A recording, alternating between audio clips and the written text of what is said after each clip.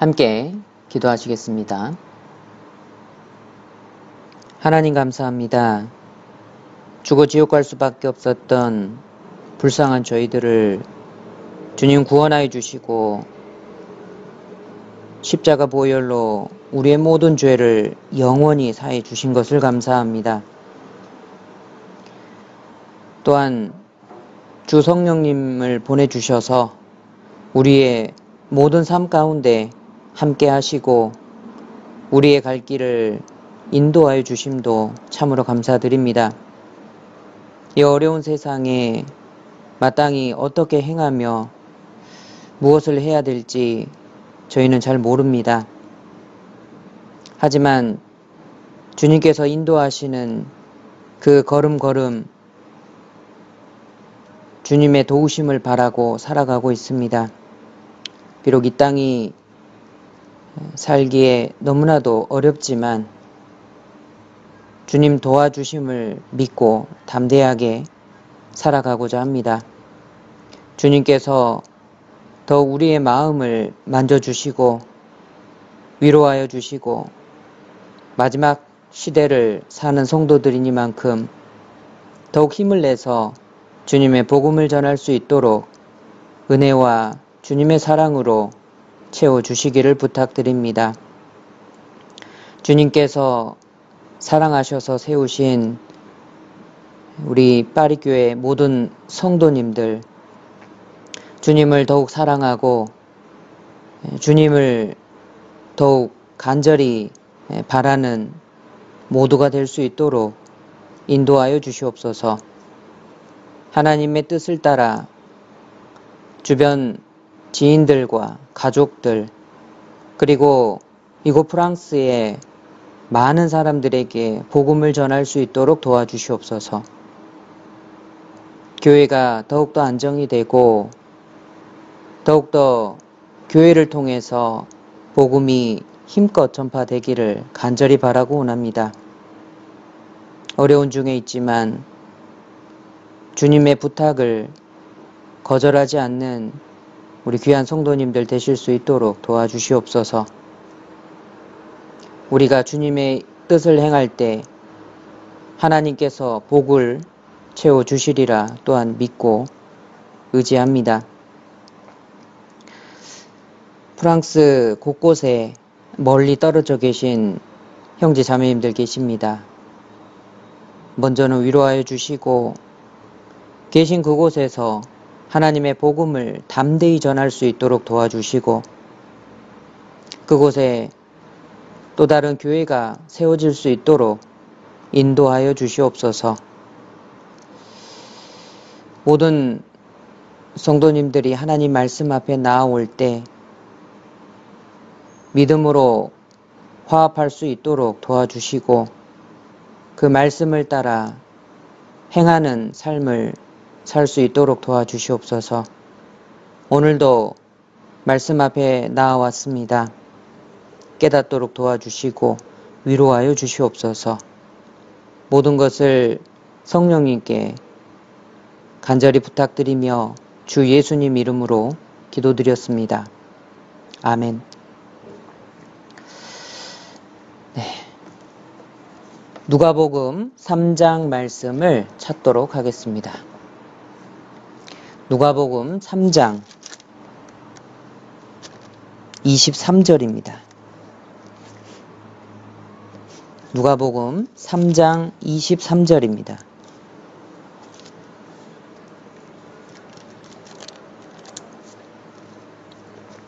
(23절) 말씀을 함께 읽겠습니다.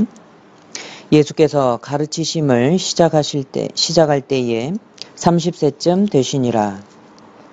사람들의 아는 대로는 요셉의 아들이니 요셉의 이상은 헬리오. 자, 그리고 누가복음 3장 38절 말씀도 찾겠습니다. 함께 읽겠습니다. 그 이상은 에노스요, 그 이상은 셋이요, 그 이상은 아담이요, 그 이상은 하나님이시니라. 네, 됐습니다.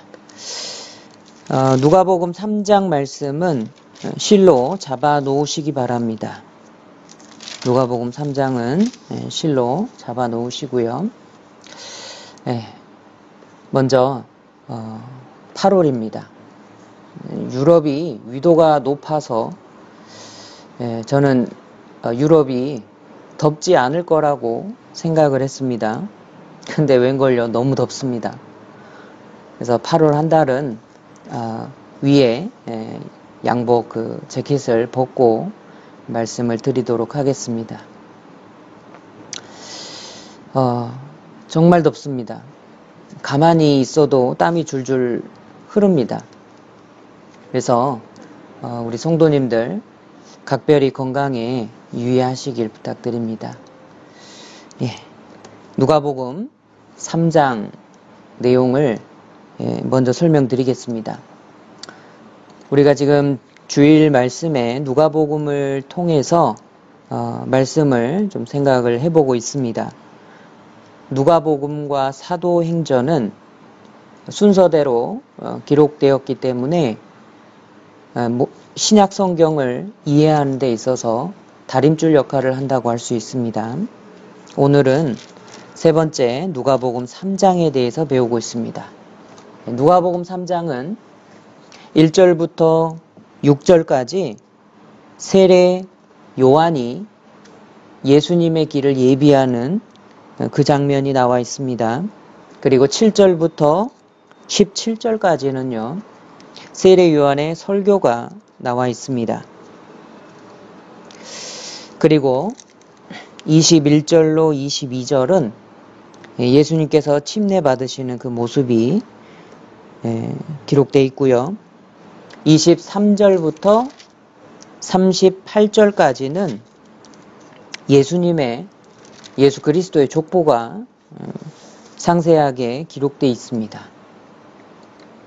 그래서 어떤 주제로 말씀을 드릴까 이렇게 고민을 좀 많이 했었습니다. 왜냐하면 세례 요한이라는 너무나 믿음의 본이 되는 인물이 있기 때문에 세례 요한으로 할까, 또 예수님께서 침례를 받으셨잖아요. 그래서 침례 받으신 예수님으로 할까 고민을 많이 했었는데, 우리가 족보에 대해서는 많이 배워보지 않은 것 같습니다. 그래서 족보에 대해서 좀 살펴보도록 하겠습니다. 그럼 족보하면 첫 번째는요, 단점이 첫 번째로 지루합니다. 두 번째는요, 아무리 읽어도 그 사람이 그 사람인 것 같아요. 세 번째는요, 크게 눈에 와닿는, 그러니까 이런 은혜가 있구나 라고 생각할 만한 그런 어떤 특징 구절을 우리가 찾아내는데 좀 많이 어렵습니다. 그래서 이 족보에 대해서 배우는 것은 좀 많이 경험이 없을 것 같습니다. 그래서 오늘 이 시간은요, 예수님 족보를 통해서 몇 가지 교훈을 좀 받아보겠습니다.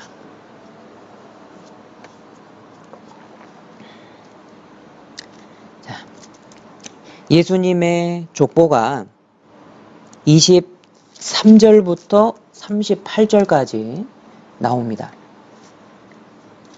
이 누가복음 3장에 기록되어 있어요. 23절을 보시면요,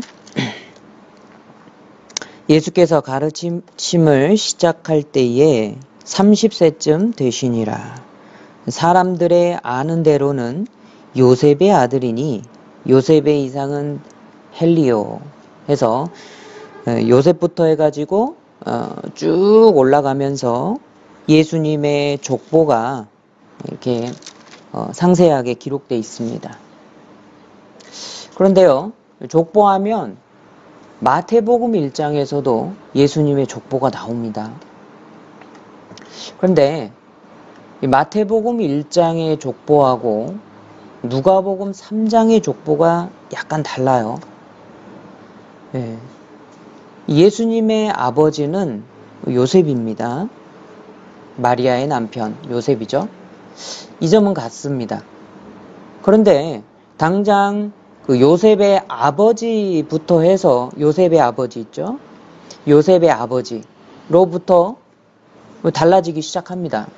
그래서 이 조금만 올라가면은요, 전혀 다른 계보를 우리는 볼 수 있거든요. 그래서 마태복음에서 이 요셉의 아버지는 야곱이라고 나와요.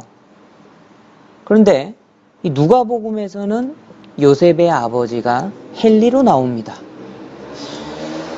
물론 이름만 다르지 같은 인물이지 않느냐 이렇게 생각할 수도 있는데, 아니요, 이 야곱과 헬리는 한 명의 인물이 아니라 전혀 다른 인물입니다.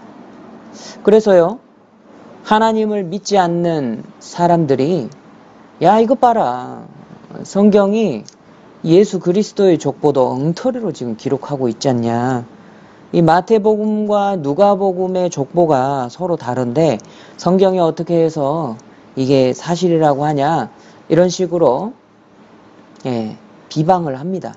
엉터리 책이라고요. 그런데 그렇지 않습니다. 그건 몰라서 하는 말이에요. 성경을 너무나도 모르기 때문에 그렇게 말을 하는 겁니다. 이 마음을 열고 조금만 알아보고자 하는 마음으로 살펴보면은요, 놀라운 하나님의 섭리를 우리는 발견할 수 있습니다.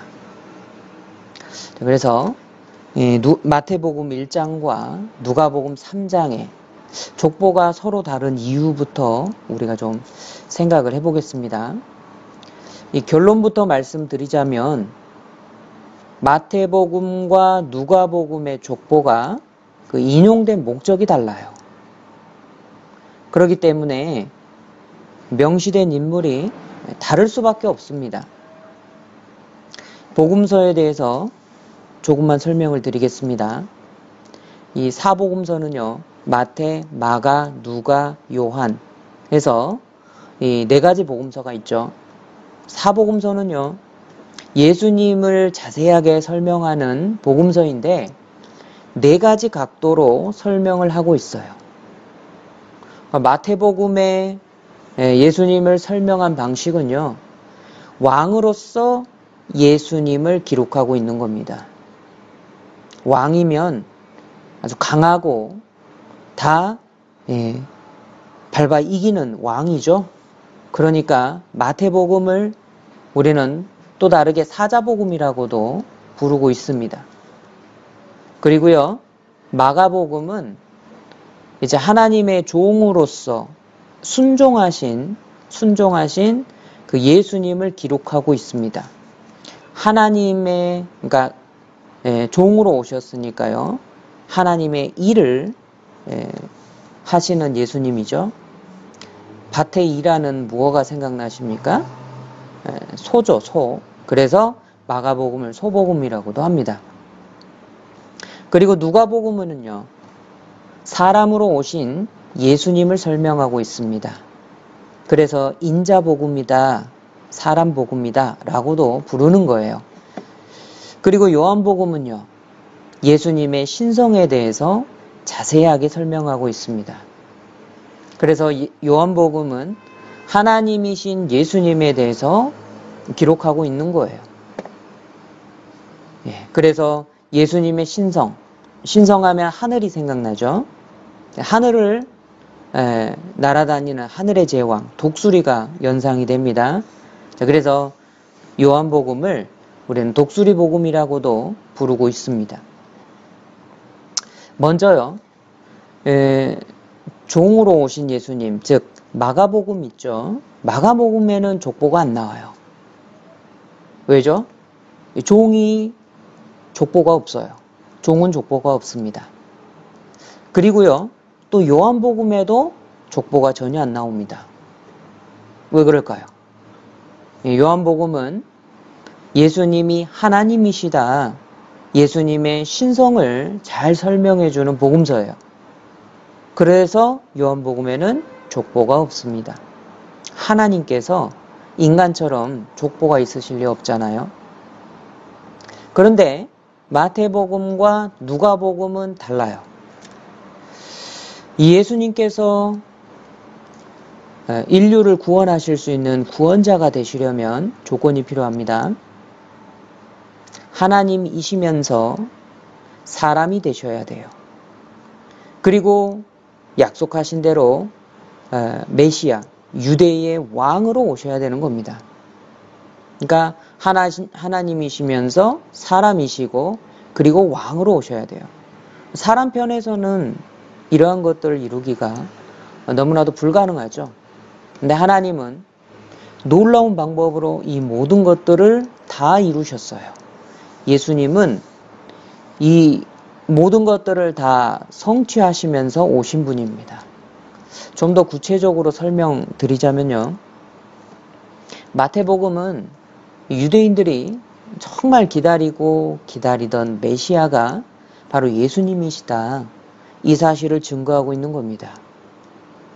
그래서 마태복음 1장 1절에 아브라함과 다윗의 자손 예수 그리스도의 세계라. 아브라함을 언급하고 가장 강력했던 왕, 가장 선하고 가장 강력했던 왕 다윗의 자손으로 예수 그리스도가 오셨다라는 부분으로 시작을 하죠. 그러니까 마태복음 1장에 나오는 족보는요. 이 마리아에게 법적인 남편, 즉 요셉의 족보인 겁니다. 마태복음 1장은 요셉의 족보예요. 반면에 누가복음은요. 예수님이 사람이시다. 이 사실을 증거하기 위해서 기록됐습니다. 그래서요. 누가복음 3장의 족보는 아브라함을 넘어서서 아담까지 거슬러 올라갑니다. 그러니까 누가복음은 이 마리아의 족보인 거예요. 요셉의 아버지는 이름이 야곱이었고 마리아의 아버지는 이름이 헬리였습니다. 그렇다면 왜 두 족보에서 요셉이 공통이 되잖아요. 그런데 아버지를 야곱과 헬리, 다른 두 사람으로 기록을 하고 있을까요? 두 사람이 동시에 친아버지일 리는 없잖아요. 근데 누가복음 3장 방금 읽으셨던 말씀 23절을 다시 보겠습니다.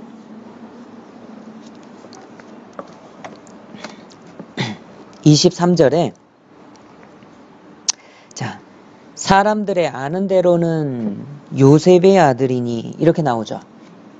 이 말씀에서 우리는 단서를 좀 찾을 수 있어요. 사람들의 아는 대로는 요셉의 아들이다.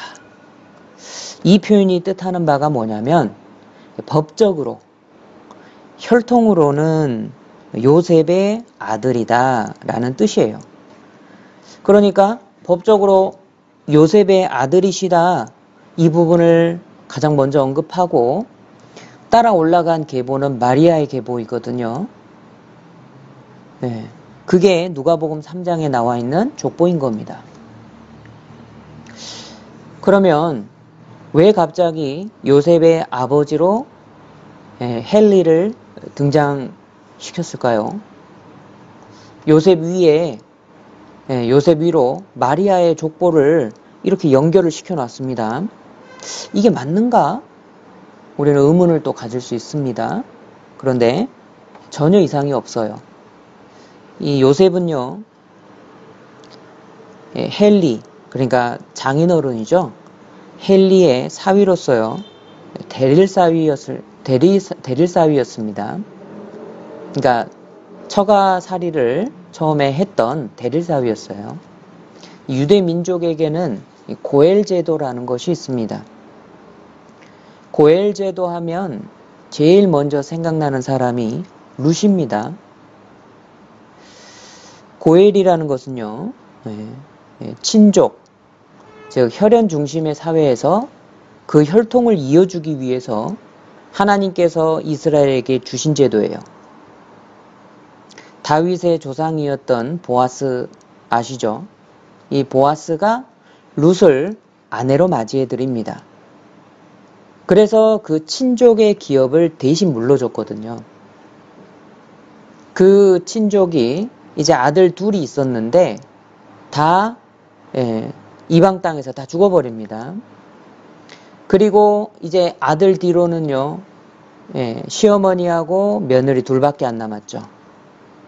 그러니까 이 집안이 남자가 없기 때문에 이제 이 집안의 그 가문이, 그러니까 족보가 거기서 끝나게 생겼어요. 그러면 안 되니까 하나님께서 주신 제도가 고엘 제도인데요. 형제가 그 형을, 동생이 형을 대신해서 이렇게 형수를 아내로 맞이해서 형의 그 기업을 물러주는 그런 제도가 고엘 제도입니다. 형제뿐만 아니라 아버지의 형제간이 물러줄 수도 있고요. 그나마도 없다면 먼 친족 중에서 기업을 물러줄 수도 있는 겁니다. 그게 고엘 제도입니다. 그러니까 아들이 없고 딸만 있는 가문에 요셉이 장가를 들었습니다. 그 요셉은요, 이 헬리 가문의 혈통을 이어주는 역할을 하고 있는 것이다. 우리 이렇게 생각을 해볼 수 있어요. 요셉은요, 친아버지 야곱이죠, 있었습니다. 그리고 장인으로서 아버지가 된 헬리도 있었던 겁니다. 그러면요, 우리가 그래서 이 족보는요, 이 다른 게 전혀 문제가 안 됩니다. 그러면 왜 마리아의 족보를 여기에서 다뤘을까? 이 부분을요, 생각을 해봐야 됩니다. 자, 이 부분을 알려면 창세기 3장으로 넘어가야 됩니다. 창세기 3장 15절. 누가복음 잡아 놓으시고요. 창세기 3장 15절로 가겠습니다. 창세기 3장 15절을 찾으셨으면 함께 천천히 읽도록 하겠습니다. 내가 너로 여자와 원수가 되게 하고 너의 후손도 여자의 후손과 원수가 되게 하리니 여자의 후손은 네 머리를 상하게 할 것이요 너는 그 발꿈치를 상하게 할 것이니라 하시고, 하나님께서 하와를 유혹해가지고 아담까지 죄를 짓도록 만든 이 뱀에게, 이 뱀 뒤에는 사탄 마귀가 역사를 했거든요. 그래서 이 마귀에게 하나님께서 저주하시는 내용입니다. 말씀하시기를 내가 너로 여자와 원수가 되게 하겠다. 그리고 네 후손도 여자의 후손과 원수가 되게 하겠다. 그러니까 여자의 후손이 이타란 뜻이죠. 여자의 후손은 네 머리를 상하게 할 것이요. 여러분, 머리가 깨져버리면요, 죽죠. 그래서 여자의 후손이 네 머리를 상하게 할 것이다. 이건 마귀의 권세가 깨질 것을 뜻합니다. 그런데 너는 그의 발꿈치를 상하게 할 것이니라. 너도 여자의 후손을 해야 할 것인데 겨우 발꿈치 정도 물 것이다, 이 말이에요.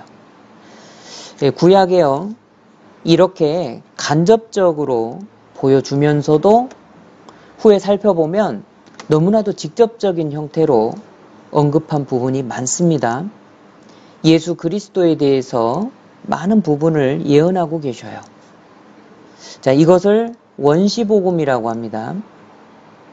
창세기 3장 15절은요, 예수 그리스도에 대한 처음 예언이면서 처음 복음이라고 말을 할 수 있어요. 너의 후손도 여자의 후손과 원수가 되게 하겠다. 여자의 후손은 네 머리를 상하게 할 것이고 너는 그의 발꿈치를 상하게 할 것이라. 이 말씀이 뜻하는 바가 뭡니까? 훗날 예수 그리스도께서 십자가에 달리셨어요. 이게 그 배후에 마귀가 있었다라는 뜻이죠. 마귀는요, 예수님을 십자가에 죽게 하고 예수님의 발꿈치를 상하게 한 겁니다. 그런데 예수님께서 사망의 권세를 깨뜨리시고 부활하심으로 말미암아 인류의 모든 죄를 영원히 사해버리시고 이제 사단의 머리를 완전히 박살내 버리셨어요. 그것을 창세기부터 가장 처음부터 미리 말씀하여 주고 계시는 겁니다. 이 말씀은요, 이 첫사람이 아담이죠? 실패했습니다. 실패한 직후에 바로 말씀하신 거예요. 아담의 실패한 것을 여자의 후손으로 오시는 그리스도께서 회복하신다. 미리 말씀하신 겁니다. 이거를 우리는 좀 간략하게 여자의 후손 복음이라고 이름을 지어보면은요, 이 여자의 후손 복음은요, 인류 역사의 긴 흐름 속에서 사람들 마음속으로 깨닫지를 못했습니다.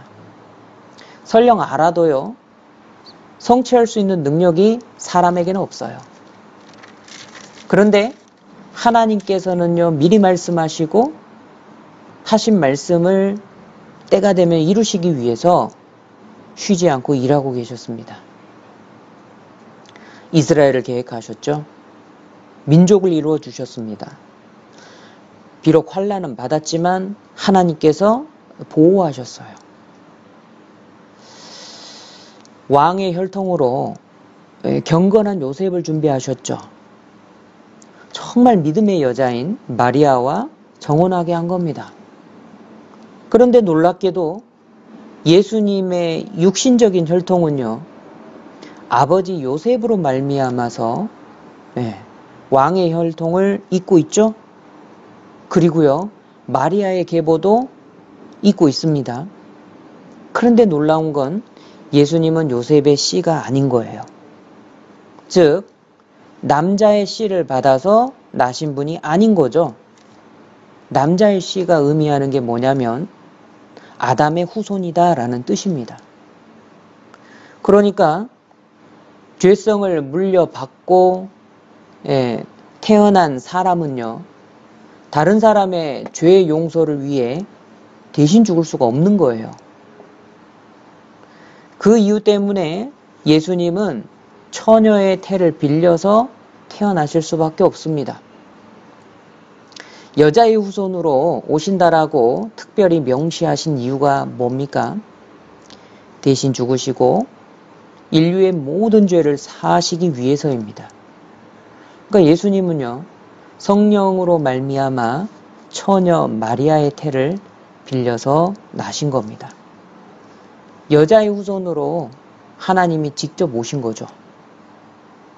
하나님의 섭리가 얼마나 놀랍습니까? 이뿐만 아니죠. 마태복음의 족보는요, 믿음의 족보입니다. 아브라함과 다윗의 자손 중에서 믿음 면에서 문제가 있는 그 몇 명은요, 제외가 됐어요.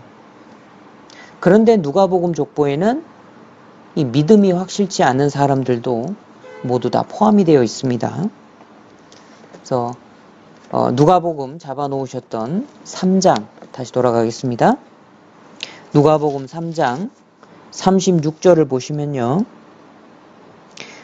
여기 그 이상은 가이난이요. 그래서 이 가이난이라는 사람이 나옵니다. 이 사람은요, 창세기에도 안 나오고 역대기에도 등장하지 않아요. 거기에 족보들 가운데 등장하지 않습니다. 아마도 이 사람은 큰 죄를 지은 인물로 족보에서 제외된 것이라고 생각을 해볼 수 있습니다. 그런데 누가는요, 그 사람마저도 족보에 집어넣었습니다. 그러니까 말씀하고자 하는 뜻이 뭐냐면 이 개인의 실패와 상관없이 족보에 있는 모든 사람을 포함시켰다 이 말이에요. 우리 예수 그리스도의 복음이 그렇죠. 이 예수님의 족보잖아요. 그러니까 예수 그리스도의 복음이 그래요. 비록 우리는 하나님 앞에 큰 죄를 지었기 때문에 지옥 멸망에 처할 수밖에 없습니다. 지옥 갈 수밖에 없는 비참한 운명인 게 분명해요. 나라는 사람은요, 개인적으로 철저하게 실패했습니다. 지옥 갈 수밖에 없는 비참한 운명이에요. 그런데 하나님의 은혜의 복음 안에 이어지고 있는 믿음의 족보가 있어요. 이 족보에는 죄인인 나의 이름도 하나님께서 포함하고 계시는 거죠. 하나님의 놀라운 사랑과 섭리가 있습니다. 감사와 감탄이 저절로 나올 수밖에 없어요. 야, 하나님께서 수천 년 전에 하신 말씀을 이루시면서 나의 이름도 믿음의 족보 안에 넣으셨다라는 것을 생각해 보면요, 감사가 되지 않습니까? 더욱더 놀라운 게 뭐냐면요, 3장 38절을 보시죠. 그 이상은 에노스요, 그 이상은 셋이요, 그 이상은 아담이요, 그 이상은 하나님이시니라. 그 이상은 아담이고 아담 위로는 사람이 없죠. 그 이상은 하나님이시니라. 자, 우리 믿음의 족보가 첫사람 아담을 넘어서고 있습니다. 하나님과 직접적으로 연결되어 있다라는 거예요. 구원받은 우리는요, 성령님과 함께 항상 동행하고 있는 나는요, 놀랍게도 하나님의 자녀인 겁니다. 주님의 후손이라는 거예요. 놀랍지 않습니까? 이제 조금만 더 족보를 조금 더 세세히 살펴보도록 하겠습니다. 이 마태복음 족보가 있는데요. 마태복음 1장으로 가실까요? 마태복음 1장. 마태복음 1장도 좀 실로 표시를 해 놓겠습니다. 마태복음 1장도 실로 잡아 놓으시겠습니다. 이 마태복음 족보에는 1절부터 8절까지 해서 예수 그리스도의 나실 때까지 족보가 쭉 나와 있습니다. 아브라함부터 해서 요셉까지의 그 족보가 나와 있는 거예요. 근데 마태복음 족보에는요, 이 족보에 4명의 여자들이 포함이 되어 있습니다. 마리아까지 하면 5명인 거예요. 근데 또 이 마태복음 족보에는요, 특이하게 마땅히 왕이니까 마땅히 들어가야 맞는데 족보에서 빠져있는 왕들이 있어요. 그래서 그 부분을 통해서 좀 교훈을 받아봤으면 좋겠습니다. 이 마태복음 족보는 믿음을 중심으로 왕이신 예수님을 보여주고 있어요. 본래는 족보에 들어갈 수 없는 4명의 여자들이 족보에 들어가 있습니다. 그리고요, 이 마땅히 들어가야 될 왕들이 누락돼 있어요. 이 두 그룹이 이렇게 있는데요. 무엇을 설명하고 있을까요? 잘 비교해 보면은요, 이 믿음에 있어서 중요한 것이 무엇인지 그걸 보여주고 있는 겁니다. 신분이 무엇인가? 태어난 신분. 처음부터 선택받은 민족인가? 태어날 때부터 믿음의 족보에 들어가는 행운한가? 이게 아니라는 거예요. 그러니까 요즘으로 말하자면요, 훌륭한 기독교 가정에서 태어나 교회 안에서 잘 자랐느냐, 이게 중요한 게 아니라는 겁니다. 중요한 게 뭐냐? 하나님을 참으로 알고 있느냐? 진정 믿음으로 행하고 있느냐? 족보는요, 그거를 말씀해 주고 있는 겁니다. 마태복음 1장 3절로 6절입니다. 마태복음 1장 3절로 6절. 제가 읽겠습니다. 3절 읽겠습니다. 유다는 다말에게서 베레스와 세라를 낳고, 베레스는 헤스론을 낳고, 헤스론은 람을 낳고, 5절입니다. 살몬은 라합에게서 보아스를 낳고, 보아스는 룻에게서 오벳을 낳고, 오벳은 이새를 낳고, 이새는 다윗 왕을 낳으니라. 다윗은 우리아의 아내에게서 솔로몬을 낳고. 자, 마태복음 1장 족보에 다말, 라합, 룻, 그리고 우리아의 아내였던 밧세바가 나옵니다.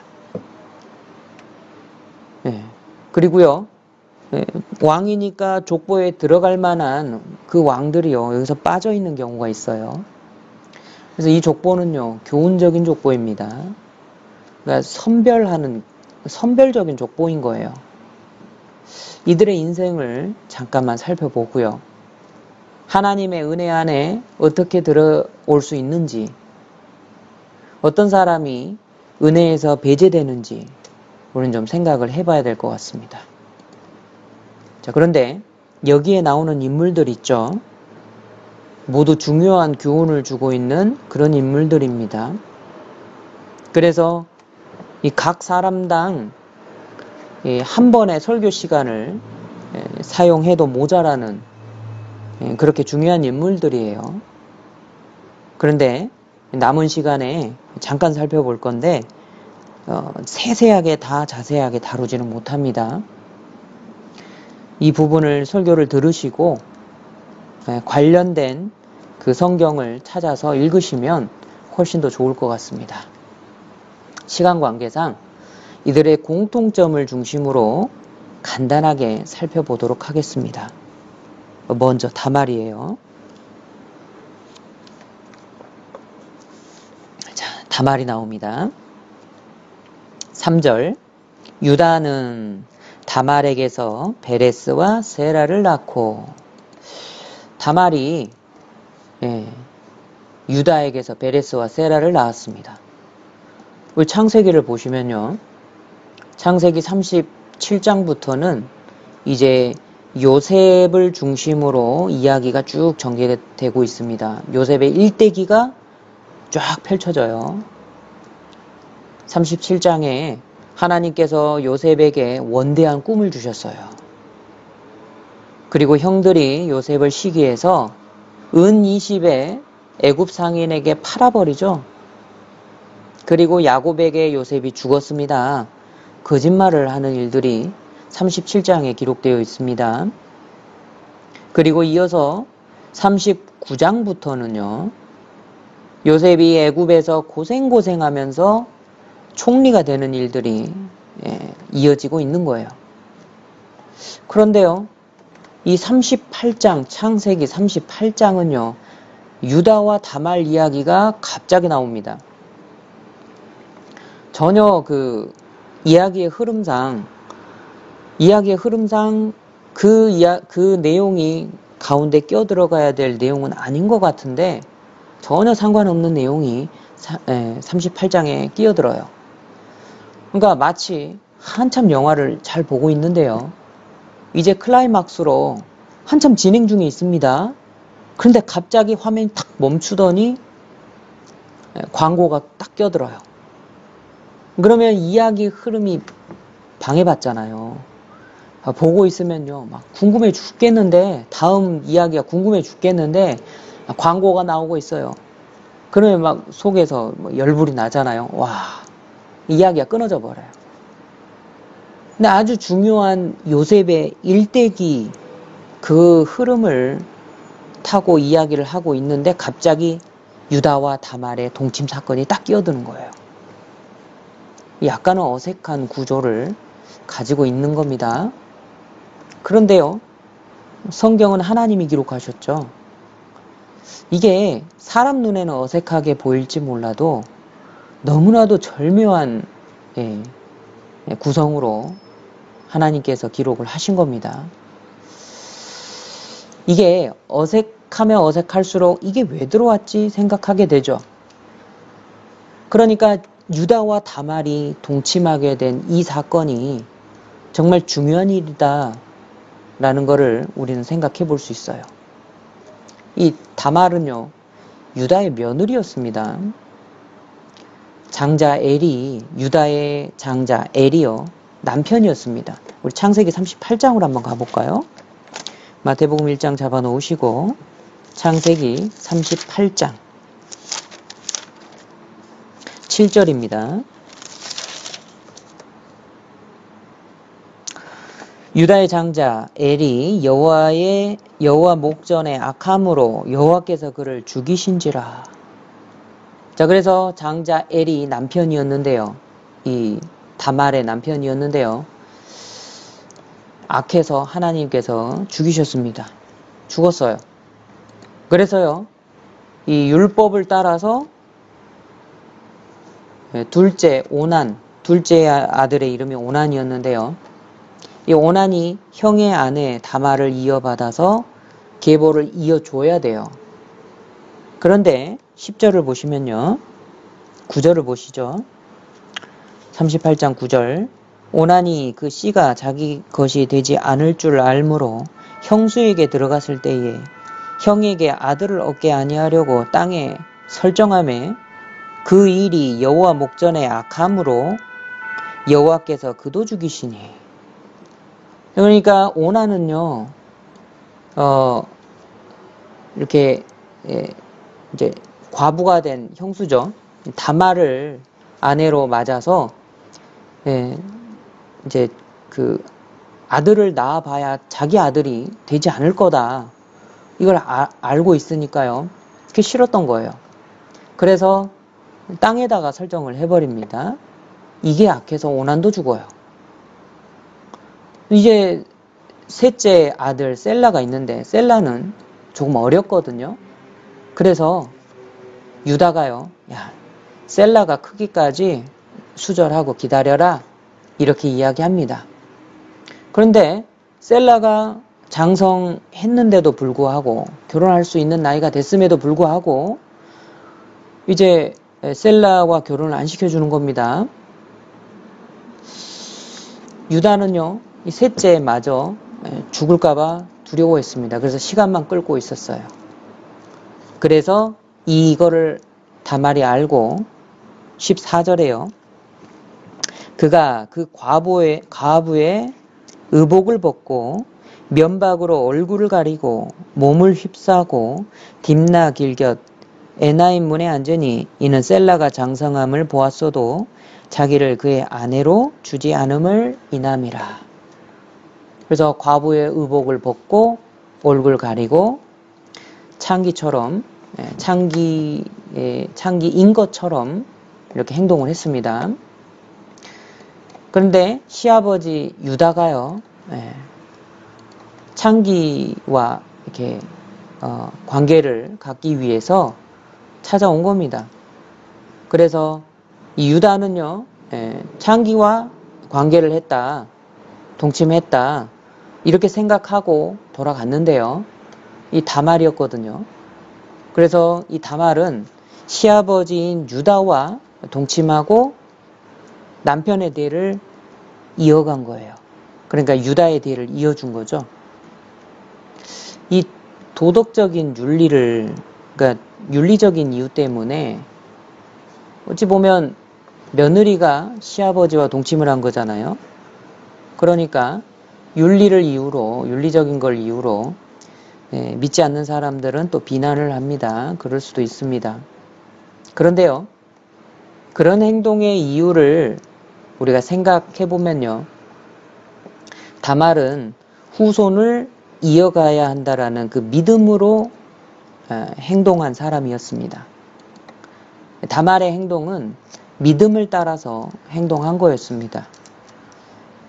반면에 유다는요, 자기의 쾌락을 즐기기 위해서 하나님으로부터 받은 약속의 씨 있죠. 그거를 사용해버린 거예요.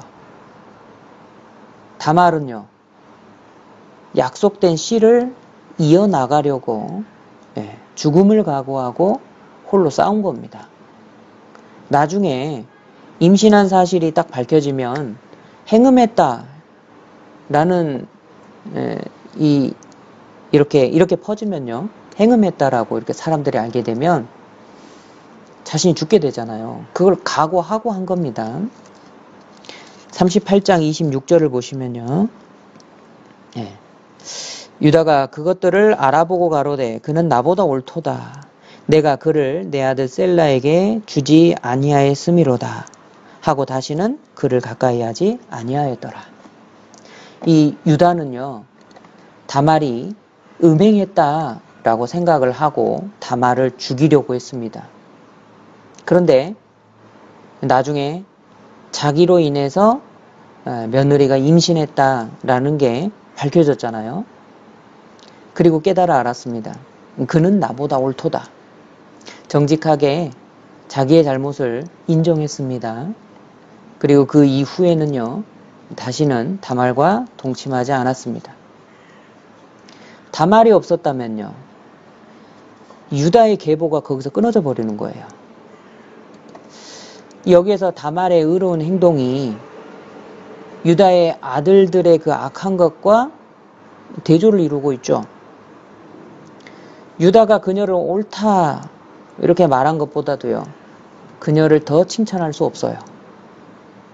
유다는요, 며느리 다말이 옳은 일을 했다 이렇게 인정을 해주는 겁니다. 다말은요, 하나님을 기쁘시게 하는 일을 했다, 그거를 인정해 주는 거예요. 그리고 그가 나보다 옳다 이렇게 말한 거는요, 반면에 나는 그렇게 행하지 못했다라고 스스로 회개하고 있는 그런 내용입니다. 유다는 의도적으로 음행을 했어요. 마음속에 창기를 찾아갔지 않습니까? 그런데요, 다말은 그의 가문을 지키려고 싸웠습니다. 유다는 이 약속된 씨의 가치를 절감시켜버리고 함부로 탕진한 겁니다. 그런데 다말은요, 그 씨를 거룩한 것으로 여기고 그 씨를 지켜내려고 자기 목숨을 걸었습니다. 유다는 자기 자신의 쾌락만을 추구한 거예요. 다말은 다른 사람들을 위해서 자신의 목숨을 내놓은 겁니다. 다말은 자기가 그렇게 한 노력이 어떤 열매를 맺었는지 직접 눈으로 보지는 못했습니다. 그런데요, 장자 베레스의 계보로 예수님이 나시죠. 이게 에덴에서 구속자를 약속하신 하나님의 말씀과 베들레헴에서 탄생하신 예수님이 이렇게 연결되는 거예요. 그 가운데 다말이 있는 겁니다. 이 다말의 목숨을 건 희생이 유다 지파의 그 베레스 줄기에서요, 예수님의 이름이 그 위에 새겨졌습니다. 다말은 정말 최고의 영광을 얻었습니다. 다말은 하나님의 축복을 사모하는 사람이었어요. 그녀는 음행죄를 지으려고 한 것이 아닙니다. 며느리가 시아버지와 부도덕한 일을 하려고 마음에 품고 행한 게 아니에요. 온전히 하나님의 축복을 바라고 하나님의 약속의 씨를 후손에게 전하기 위해서 믿음으로 그렇게 행동한 겁니다. 다말은요, 인간의 눈에는 윤리적으로 부도덕하게 보이지만 믿음의 눈으로 보았을 때는 예수 그리스도의 믿음의 족보 안에 당당하게 들어가 있는 겁니다. 자, 그리고 라합을 생각해 보죠. 다시 잡아 놓으셨던 마태복음 1장입니다. 마태복음 1장 5절. 살몬은 라합에게서 보아스를 낳고, 살몬은 라합에게서 보아스를 낳았다. 여기에서 이 라합이 나오는데요, 여러분 아시죠? 라합은 여리고성 그 성벽에 살고 있었던 창녀였어요. 신분이 창녀였습니다. 그것도요, 가나안 땅의 이방 여인이었어요. 그런데 이 라합은 이스라엘 백성에 대한 소식을 들었습니다. 그리고 그 뒤에 하나님이 계시다라는 것을 들었어요. 듣고 하나님을 향한 믿음을 가지게 되었어요. 그래서 이스라엘 정탐꾼을 숨겨주는 일까지 합니다. 자, 이 내용이 여호수아 2장 10절과 11절에 나오는데요. 라합이 이렇게 간증을 하는 거예요. 너희가 애굽에서 나올 때 하나님께서 홍해 물을 갈라버리셨다. 그건 내가 들었다. 그리고 요단 저편에 있는 아모리 사람의 두 왕이 있는데 시온과 옥이다. 강한 왕이었거든요. 근데 그들을 전멸시킨 일을 나뿐만 아니라 여리고성 사람 모두 다 들었다. 우리가 들었다. 들었다라는 거예요. 듣고서 우리 모두가 마음이 완전 녹아버렸다. 그래서 이스라엘 백성의 연고로 아주 그냥 정신을 잃어버린 상태다. 라고 이렇게 간증을 하고 있습니다. 또 하나요. 내가 들었는데 듣고 보니까 너희 하나님 여호와는 상천하지의 하나님이시다. 자, 이 부분에 대해서요. 히브리서 기자가 라합이 믿음으로 행하였다. 이렇게 기록을 하고 있는 겁니다. 히브리서 11장 31장 31장 31절입니다. 히브리서 11장 31절.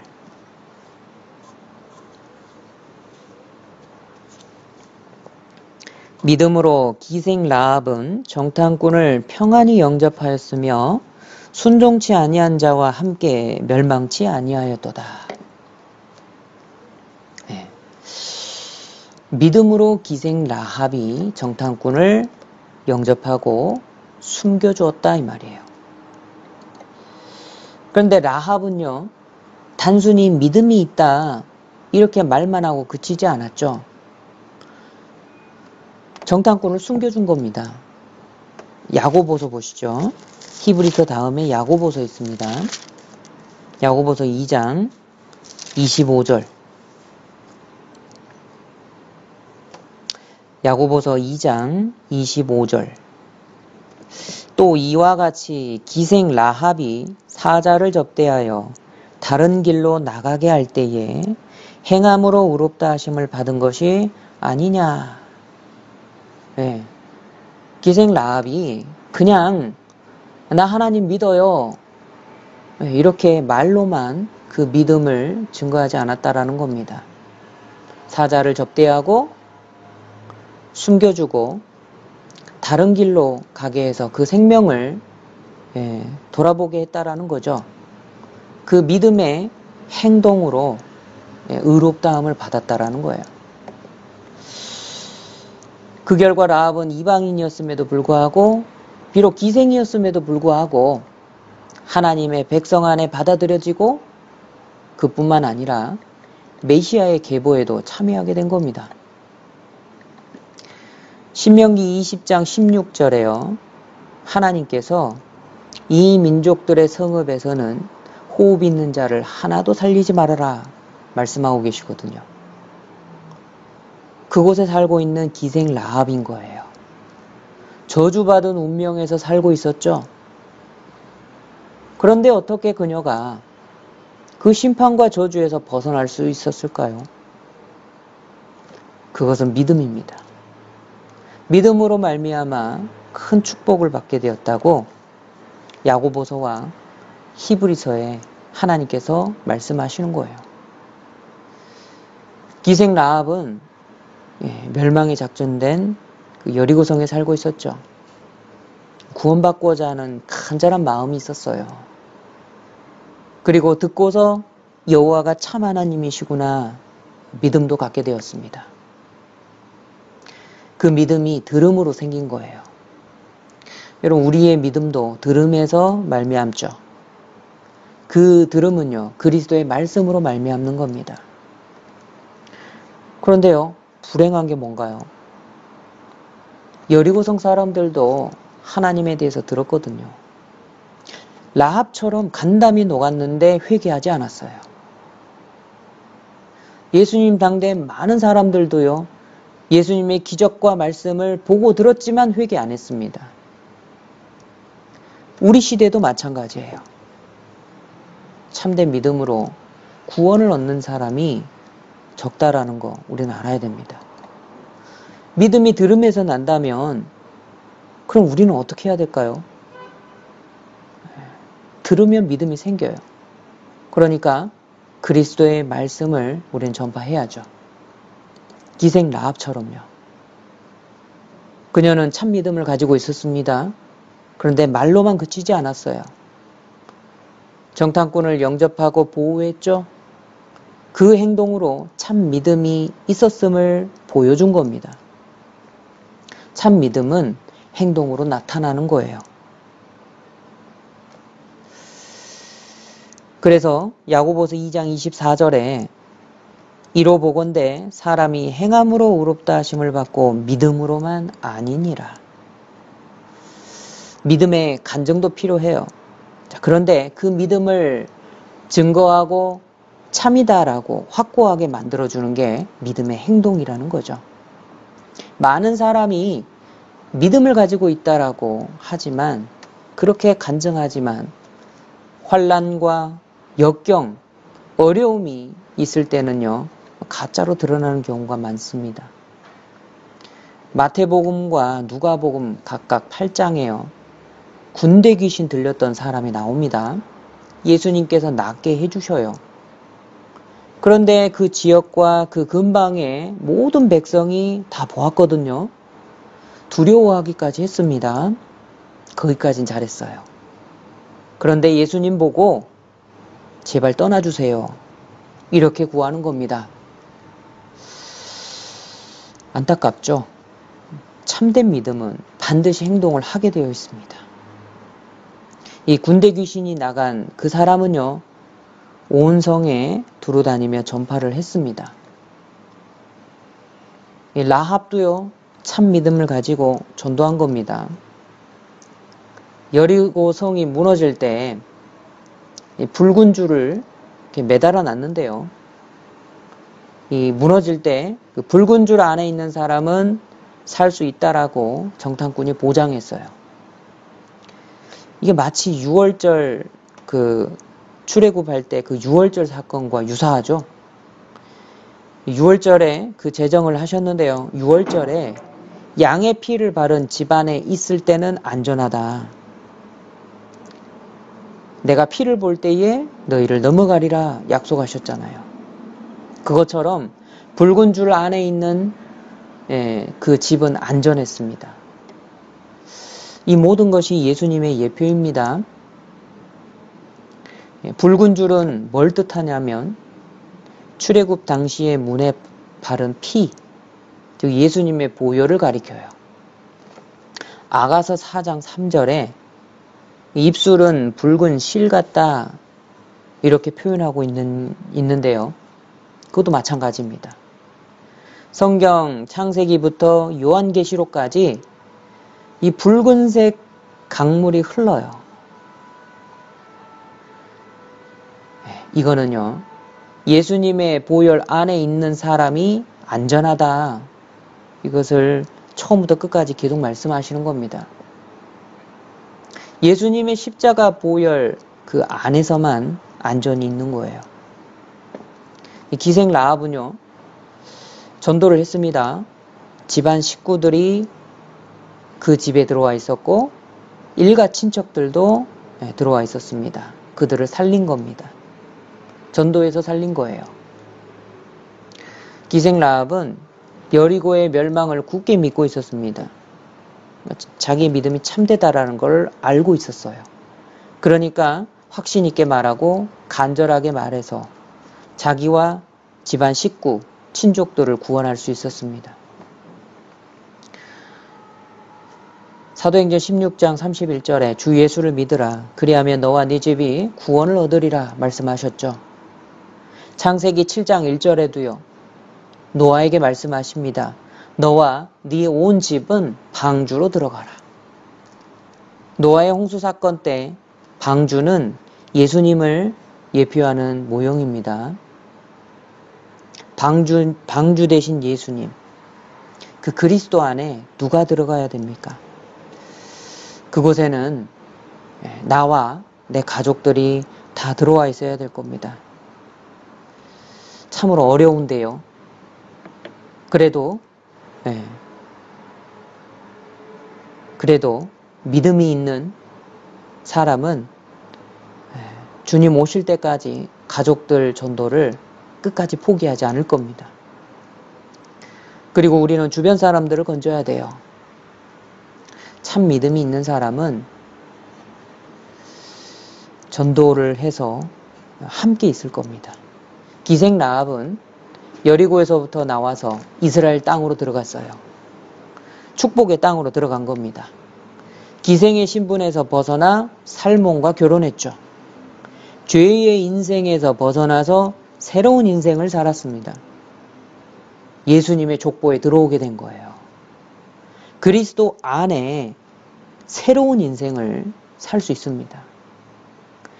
죄로 연결된 삶에서 벗어나서 이제는 진리 안에서 행하는 사람, 매일매일을 주님과 함께 동행하면서 큰 감격으로 살아가는 사람이 된 겁니다.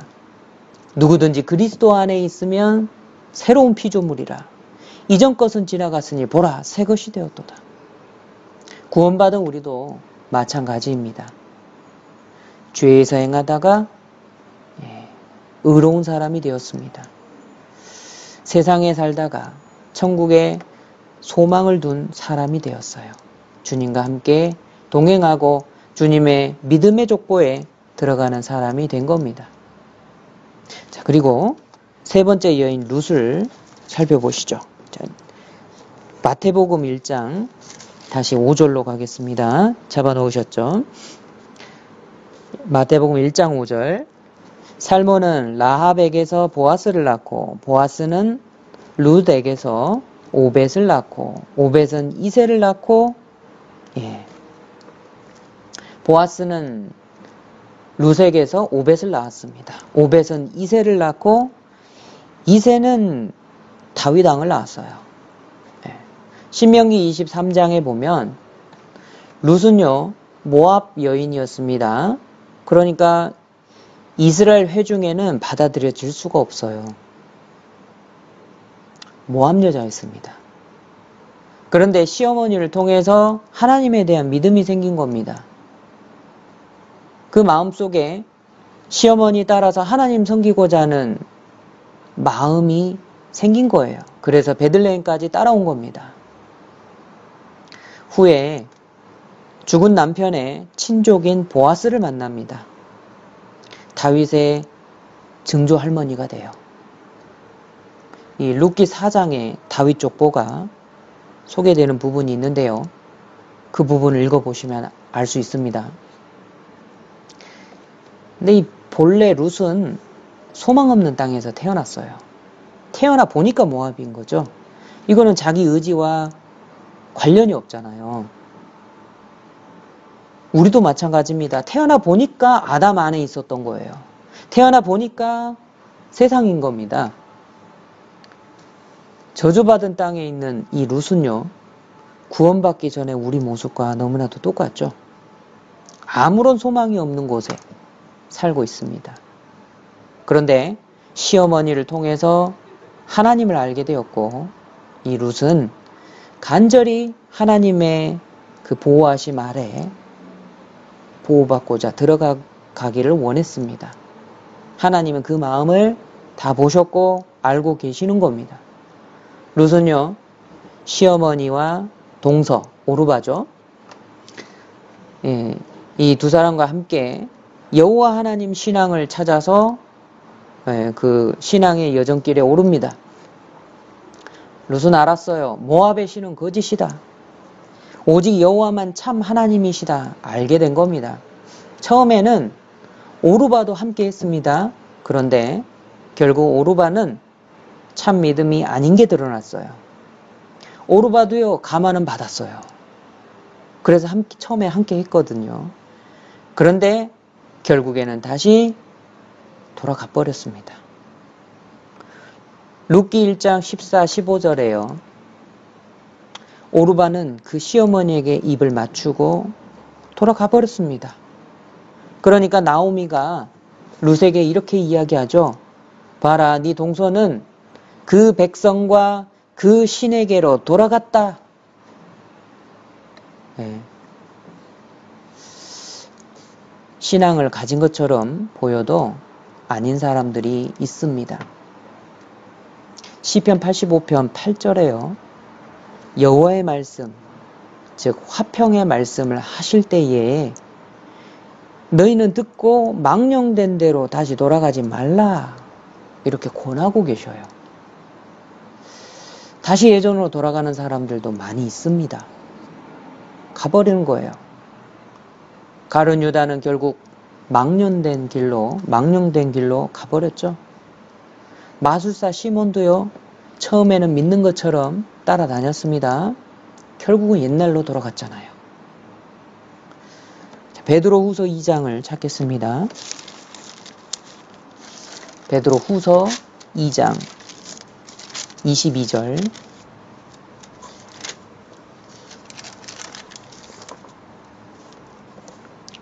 베드로 후서 2장 22절. 제가 읽겠습니다. 참 속담에 이르기를 개가 그 토하였던 것에 돌아가고 돼지가 씻었다가 더러운 구덩이에 도로 누웠다 하는 말이 저희에게 응하였도다. 예, 개가 그 토하였던 것에 돌아가고, 개는 돌아가는 겁니다. 돼지가 씻었다가 깨끗해졌지만 도로 구덩이에 눕는 거예요. 구원 안 받은 사람은 다시 옛날로 돌아가 버리는 거예요. 방주에서 비둘기하고 까마귀를 내어보냈습니다. 비둘기는요, 감람 잎사귀를 물고 다시 돌아왔어요. 그런데 까마귀는요, 방주에 돌아오지 않았거든요. 많은 시체들 떠다녔을 겁니다. 그 위에 앉아서 그것을 즐기느라 방주를 잊어버린 겁니다. 오르바의 불행이 무엇입니까? 뻔한 거예요. 구원받을 뻔한 겁니다. 불행이에요. 마태복음 8장에 군대 귀신 들렸던 자가 고침받았죠. 그런데 주님 보고 떠나시기를 간구하는 도시 사람들이었어요. 그들의 불행이 뭡니까? 예수님을 떠나시라고 구했다는 거죠. 얼마나 불행합니까? 구원받을 뻔한 거예요. 지금도 많은 사람들이 놀라운 성경 말씀을 듣습니다. 마음이 믿어지려고 하는 거예요. 그런데 결국에는 안 믿는 쪽을 택하면서 믿지 않는 다른 친구에게 야, 내가 하마터면 믿을 뻔했다. 이걸 자랑이라고 하는 겁니다. 얼마나 불행합니까? 지옥 가면 알게 될 거예요. 내가 구원받을 뻔했구나. 오르바입니다. 이 룻은요, 굳게 결심했어요. 그래서 시어머니를 따라간 겁니다. 시어머니를 모시고자 하는 착한 마음도 있었지만 시어머니의 하나님 때문에 멀고도 위험하면서 전혀 처음 가는 그곳에 간 겁니다. 성경에는 룻처럼 멀리 가는 사람들이 나오죠. 진리를 위해서 마음에 결심하고 멀리까지 가는 겁니다. 동방박사들 보세요. 그리스도를 영접하기 위해 1600km 이상을 왔습니다. 솔로몬을 만나러 온 시바 여왕, 이디오피아의 시바 여왕을 보셔요. 하나님에 대한 소문을 듣고 찾아온 겁니다. 또요, 구원하기 위해서도 멀리까지 가서 구원하지 않습니까? 아브라함이 조카 롯을 구하기 위해 멀리까지 찾아가서 싸워서 이기고 결국 구해서 다 찾아옵니다. 우리도 복음을 전하기 위해서 멀리까지 갑니다. 수많은 선교사들이 파송됐어요. 지구 반대편에 있는 가족들을 위해서 늘 기도하잖아요. 복음을 전하러 먼 길을 찾아갑니다. 하나님은 우리의 굳게 결심한 그 마음을 보시고요. 구원의 축복을 결국 허락하실 겁니다. 예, 결국 룻은 영원한 축복을 받았습니다. 우연 같지만 하나님의 섭리가 작용하면 필연이 되는 거예요. 룻과 보아스를 연결시킨 것은 결국 하나님이셨죠. 우리가 그리스도를 알고 그리스도를 믿고 구원받은 배후에 하나님의 섭리가 있었습니다. 그러면 하나님의 섭리만 있었습니까? 각자의 자유의지는 작용하지 않았나요? 오르바는요, 자기 결정권을 가지고 스스로 하나님을 등지는 길을 선택해버렸습니다. 하나님은 그 배후에서 선한 작업을 하시죠. 오르바도 축복받기를 하나님은 바라셨어요. 그런데 오르바는 그 축복을 저버리는 길을 택한 겁니다. 지금도 많은 사람들이 자기 결정권을 가지고요, 하나님을 등지는 그 길을 택하는 겁니다. 안타깝죠. 다시 마태복음 1장 마태복음 1장 6절로 가겠습니다. 이새는 다윗 왕을 낳으니라. 다윗은 우리아의 아내에게서 솔로몬을 낳고, 다윗이요, 우리아의 아내에게서 솔로몬을 낳습니다. 이 우리아의 아내 이름이 뭐냐? 밧세바예요. 밧세바는 본래 헷 족속 우리아의 아내였습니다. 남편인 우리아가 있었어요. 그런데 다윗 왕과 간음해버렸죠. 간음으로 말미암아 태어난 아기가 태어난 지 7일 만에 죽고 말았습니다. 다윗도 그렇고 밧세바도 그렇고 자신들의 죄로 인하여 큰 징계를 받았죠. 그런데 철저히 뉘우치고 돌이킨 후에는요, 하나님께서 용서하셨고 다시 신앙의 관계가 회복되었습니다. 후에 다윗 왕의 후계자인 솔로몬을 낳게 해주신 겁니다. 이 밧세바는 회개한 여인이에요. 하나님은 회개를 기다리십니다. 진정한 회개는 무엇인가요? 뉘우치기만 하고 내가 잘못했습니다 하고 돌아오지 않는 것은 회만 한 거예요. 후회만 한 거예요. 다시 돌아오는 게 회개입니다. 돌아오는 행위는 믿음이 있다라는 것을 드러내는 거예요. 돌아온 탕자, 둘째 아들을 그대로 아버지가 받아줬죠. 그것처럼 회개하고 하나님께로 돌아가면 하나님은 그대로 받아주시고 천국의 소망도 주시고 아들의 지위를, 하나님의 아들이라는 높은 지위를 회복시켜 주시는 겁니다.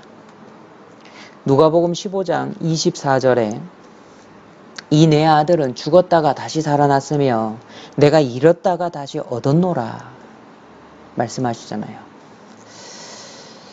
자, 지금까지 4명의 예수님 족보에 들어간 4명의 여인들을 살펴봤습니다.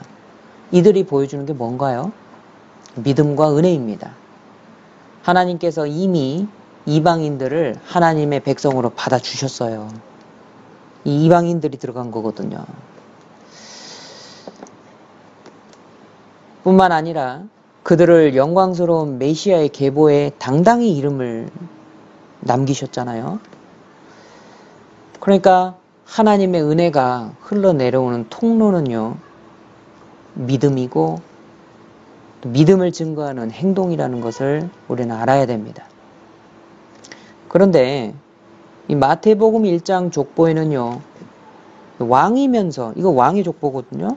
근데 왕이면서 족보에서 빠진 왕들이 있어요. 아하시야, 아달랴, 요아스, 아마샤, 이들이 빠진 왕인데요. 예수 그리스도의 족보에서 빠진 이 4왕들은요, 몇 가지 공통점이 있습니다. 우리 그걸 또 한번 생각을 해봐야 돼요. 첫째는 모두 아합 왕 아시죠? 북이스라엘의 가장 악한 왕. 그 아합 왕의 딸이 있어요. 아달랴입니다. 그런데 남유다 왕에게 시집 오거든요. 그래서 이 아달랴랑 다 관계가 있는 거예요. 그게 첫 번째 특징이고요.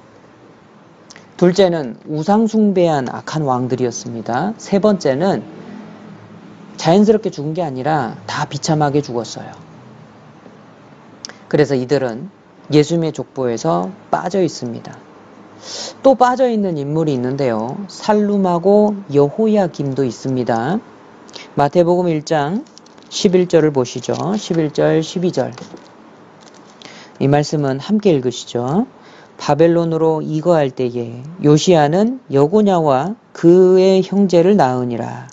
바벨론으로 이거한 후에 여고냐는 스알디엘을 낳고 스알디엘은 수룹바벨을 낳고 됐습니다. 이 족보가요. 요시야, 여고냐, 스알디엘, 스룹바벨 이렇게 이어지고 있는 겁니다. 사실상 이 열왕기하고 역대서에 보면은요. 요시야하고 여고냐 이 족보에는 바로 붙어 있죠. 근데 이 요시야하고 여고냐 사이에 살룸 즉 여호아하스라는 왕이 있고요. 16대 왕입니다. 그리고 그 뒤로 여호야김 엘리야김이라고도 합니다. 이 17대 왕도 있었습니다. 이 두 왕이 있었어요. 요시야하고 여고냐 사이에 살룸과 여호야김이 두 왕이 있는 거예요. 그런데 그들이 족보에 빠져 있는 거예요. 여호아하스는요. 열왕기하 23장 32절에 말씀하고 있습니다. 하나님 앞에서 모든 악을 행했어요. 그래서 고작 3달을 왕으로 있다가 애굽으로 잡혀가고 거기서 죽습니다. 그걸로 끝이에요. 근데 이 여호야김은요. 여호아하스의 형제거든요. 형제로서 왕이 된 겁니다. 그런데 그도 하나님 앞에 악을 행한 거예요. 네, 악행을 했습니다. 여호야김은요. 예레미야 36장에 그 악행이 잘 기록되어 있어요. 하나님의 말씀을 낭독해주면 끝나면요. 가져다가 칼로 성경을 쓱쓱 베버려요. 그리고 불에 던져서 태워버렸습니다. 이 심판의 말씀을 듣고도 두려워하지 않는 거예요. 오히려 예레미야를 핍박합니다. 그러니까 하나님께서요. 이 예레미야에게 왕이 태워버린 말씀을 다시 기록하게 하시고 이제 여호야김의 심판의 그 메시지도 기록하게 하신 거예요. 악한 쪽으로 담대한 사람들이 있습니다. 하나님의 말씀을 감히 불태워버리잖아요. 사무엘상 2장 10절에 여호와를 대적하는 자는 산산이 깨어질 것이라. 여호와께서 땅 끝까지 심판을 베푸신다. 이렇게 말씀하고 계셔요. 자, 악해도요. 이 종류가 다른 악이 있습니다. 미국의 해밀턴 목사님이 이렇게 조사를 한 바에 의하면요. 통계를 해서 발표를 했습니다. 뉴욕에 드루드회라는 단체가 있습니다. 36명의 회원으로 구성되어 있었는데요. 이 모임은요. 기독교 반대단체예요. 어느 날 밤에 행사를 했습니다. 그런데 행사 내용이 뭐였냐면요. 성경을 불태워버리는 거였어요. 개에게 침례를 줍니다. 개하고 성찬식을 같이 했습니다. 악을 범해도 종류가 다른 악이 있다니까요. 하나님의 말씀을 대적하는 사람은 산산이 깨어졌습니다. 그날 밤 그 모임의 회장이요. 갑자기 이상한 염증에 걸려서 눈이 퉁퉁 붓고 혀가 부풀어 오르더니 끝내는 죽어버렸습니다. 또 한 사람은 그날 새벽에 죽었고요. 그 후로 5년 안에 34명의 회원 중에서 8명이 총에 맞아 죽었고요. 2명이 굶어 죽었고요. 7명이 처형당했고요. 3명은 사고로 죽었고요. 한 명은 경련으로 죽었고요. 7명은 물에 빠져 죽었습니다. 5명은 자살해버렸고요. 1명은 얼어 죽었습니다. 다 죽었어요. 하나님이 없다고 하는 사람은 가장 악한 도둑입니다. 물건을 훔치는 도둑은 우리 물건만 훔쳐가잖아요. 무신론자는 우리 마음에서부터 하나님을 훔쳐가요. 무신론자는요, 우리의 모든 희망을 훔쳐가 버리죠. 우리의 위로를 훔쳐가 버려요. 귀신들도 하나님을 믿고 떱니다. 그런데 하나님 없다는 무신론 사상은요, 귀신보다 더 악한 거예요. 이렇게 우리 족보에서 빠진 왕들도 간단히 살펴봤습니다. 또요, 자격이 없지만 족보에 들어간 여인들도 살펴보았습니다. 방향이 정반대죠. 이 두 그룹은 방향이 정반대인데 공통점 한 가지가 있어요. 그게 뭐냐면 믿음입니다. 그리고 그 믿음을 드러내 보이는 행동이에요. 결국 자기 믿음대로 행동을 하게 돼 있습니다. 사람은 하나님을 향한 자신들의 믿음을 따라서 담대히 행동한 여인들은 축복을 받고 그리스도의 족보에 들어왔습니다. 또요, 하나님 없다는 그 믿음을 가진 사람들은 자기 믿음을 따라서 하나님 말씀을 대적했고요. 그 왕들은 비록 축복의 통로로 쓰임 받을 수 있는 태생을 가졌어도 그리스도의 족보에서는 빠져 있고 은혜에서는 배제된 겁니다. 예수님의 족보의 특징이 있어요. 신령한 족보입니다. 선별됐어요. 교훈이 많이 있습니다.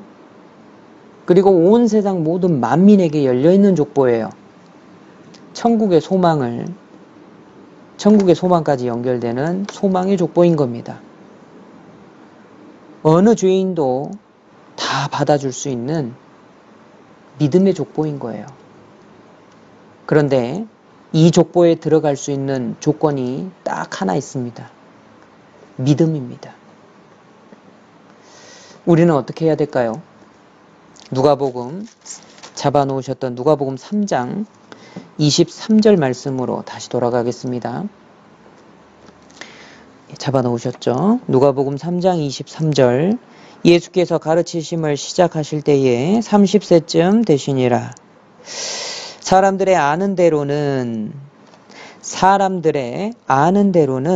요셉의 아들이니, 요셉의 이상은 헬리요. 사람들의 아는 대로는,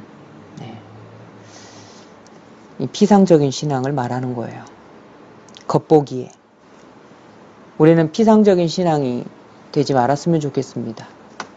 예수님 당대 사람들은 예수님의 그 육신의 아버지가 천한 출신인 목수 요셉이라는 것을 알고 있었습니다. 그러니까 사람들의 아는 대로는 요셉의 아들이다. 이 말씀은요, 그래서 사람들이 예수님을 무시하고 받아들이지 않았다라는 것도 포함하고 있는 거예요. 우리는 그 겉모습만 보고 경솔하게 행동하지 말아야 됩니다. 시편 34편 8절에 너희는 여호와의 선하심을 맛보아 알지어다 말씀하셨습니다. 구원받는 것도요, 하나님의 선하심을 맛보아서 알아야 됩니다. 직접 체험을 해야 됩니다. 구원받는 게 지식으로만 이루어지는 게 아니에요. 구원받은 이후에도 신앙생활은요, 지식으로만 이루어지는 게 아닙니다. 말로만 이루어지는 게 결코 아닌 거예요. 믿음의 행동이 나오게 돼 있는 겁니다. 믿음의 행동을 따라서 행동하면 하나님께서 함께 하시고 하나님의 선하심을 보여주십니다. 인도하시는 길이 있어요. 이 신앙생활도 하나님의 선하심을 맛보아 체험으로 알아야 되는 겁니다. 누가복음 3장 38절도 보시죠. 그 이상은 에노스요, 그 이상은 셋이요, 그 이상은 아담이요 그 이상은 하나님이시니라. 그 이상은 아담, 그 이상은 하나님. 이 마리아 족보의 시작은 아담이 아닌 거예요. 하나님이시죠. 얼마나 영광스럽고 감격스럽습니까? 세상에 훌륭한 그 가문 족보에서 태어나도요. 사람 족보잖아요. 그런데 영광과 자부심이 있을 겁니다. 밖에 나가서 하는 행동이 다를 거예요. 그런데 이 나 같은 죄인도 예수 그리스도의 보혈을 믿고 구원받을 때 하나님의 족보에 들어가게 하신 거. 하나님의 은혜를 결코 잊어서는 안 될 겁니다. 우리의 근본은 사람인 아담이 아닙니다. 하나님이에요. 하나님의 은혜로 말미암아 우리가 하나님의 족보 안에 들어가는 겁니다. 이 사실에 감사하고 우리의 남은 생애를 최선을 다해서 살아가야 되겠습니다. 기도하겠습니다. 하나님 감사합니다. 구원하여 주시고 주의 몸된 교회 가운데 인도하여 주신 것을 감사합니다. 날마다 말씀을 주시고 우리의 기도를 들어주시는 주님 감사드립니다. 우리를 주님의 보혈로 구원하시고 그 믿음을 의로 여기시고 하나님의 족보 속에 포함하여 주신 것을 감사드립니다. 주님의 은혜를 생각할 때 우리가 이 땅 남은 삶을 어떻게 살아야 될지 다시 한번 생각해 봅니다. 주님, 우리의 마음에 날마다 새로운 마음, 하나님을 사랑하고 하나님을 높이는 귀한 마음을 부어주시옵소서. 우리 주변에 있는 사람들에게 이 복음을 들고 나아갈 때에 그들의 마음을 열어주시고 말씀 앞에 엎드러질 수 있도록 주님 놀라운 역사를 일으켜 주시옵소서.